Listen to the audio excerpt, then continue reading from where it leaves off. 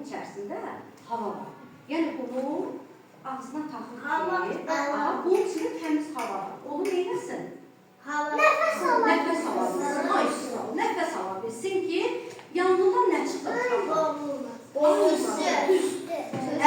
Tüstü çıxır ki, ondan balon. Bu da yanğın söndürən balondur ki, bu balon vasitəsilə yanğını söndürür. Fakat bu yanğın balonu, söndürən balon kiçik həcmli yanğınları söndürmək üçün.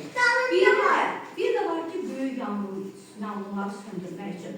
Onu nədən istifadə edir? Suyla.